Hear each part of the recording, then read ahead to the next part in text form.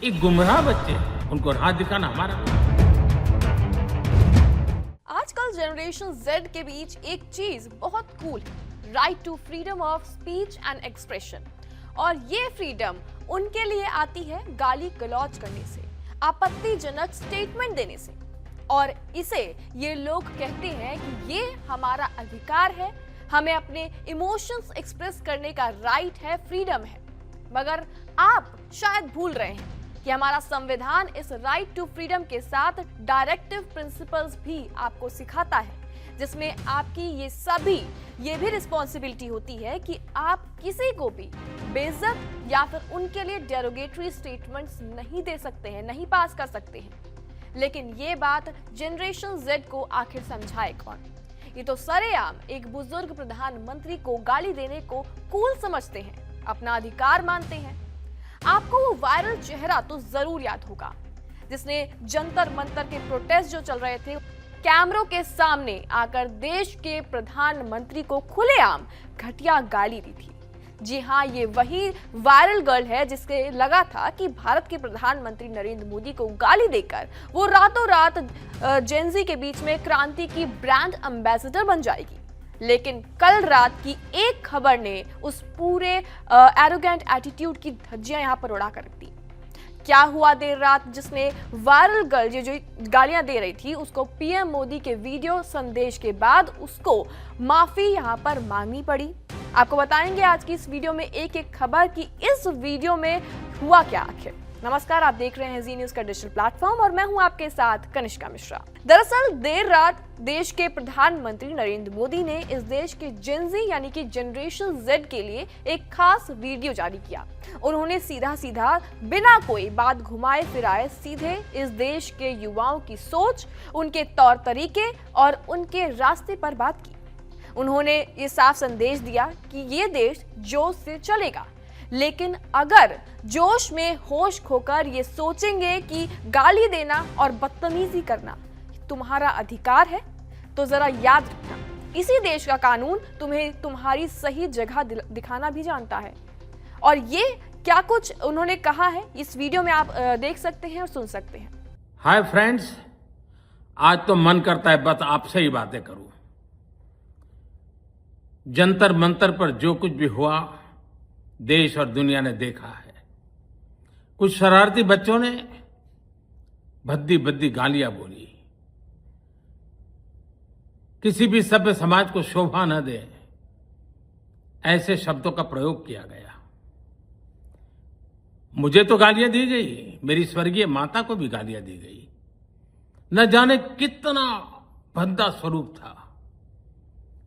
लेकिन मैं आज बात करना चाहता हूं कि बचपन में गलतियां होती हैं और बचपन में गलतियों से सुधरने का अवसर भी होता है, और यही तो बचपना है।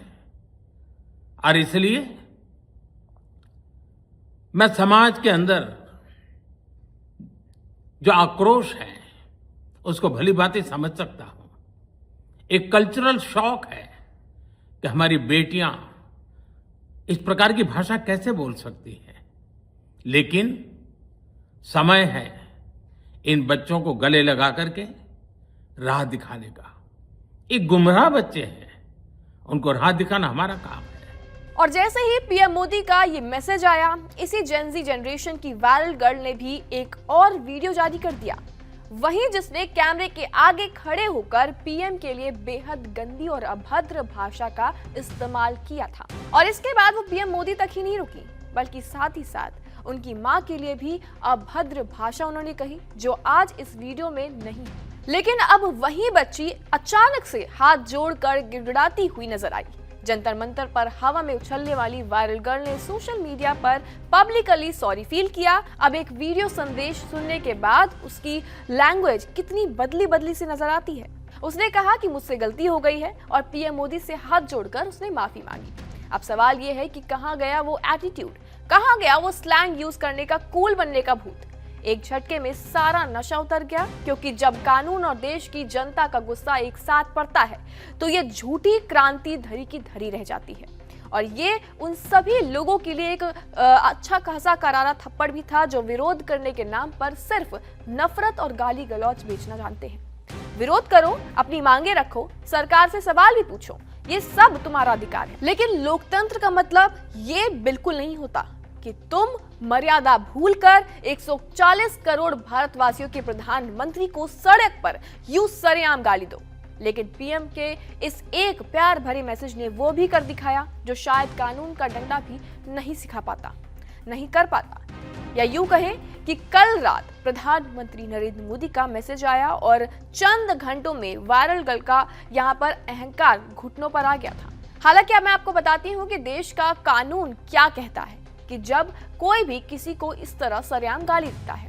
हालांकि इस वायरल गर्ल के खिलाफ 0 एफआईआर दर्ज हो चुकी है। यानी कि आपको बता दें कि जो एफआईआर है वो दिल्ली के जंतर मंतर पर हुए विरोध प्रदर्शन के दौरान प्रधानमंत्री नरेंद्र मोदी को गाली देने पर, ये टिप्पणियां अभद्र टिप्पणियां होने पर यहाँ पर एफआईआर दर्ज की गई है। साथ ही एफआईआर में भारतीय न्याय संहिता यानी कि बीएनएस की धारा 352, 353 1, धारा 356 2 लगाई गई है जो अपमान, सार्वजनिक उपद्रव और मानहानि से जुड़ी हुई है। असल में 0 एफआईआर में जिन धाराओं यानी कि अपमान, सार्वजनिक उपद्रव और मानहानि का जिक्र है वो बीएनएस के बिल्कुल अलग अध्याय में आती है और हर धारा के लिए अलग अलग और इससे ज्यादा कड़े पैमाने तय किए गए हैं। धारा 352 के तहत ये साबित करना जरूरी होता है कि जो आरोपी है उसका इरादा अपमान करने का था या उसे पता था कि इससे सार्वजनिक शांति भंग हो सकती है। और सिर्फ ये साबित होना काफी नहीं होता कि किसी को यहाँ पर अपमान महसूस हुआ है।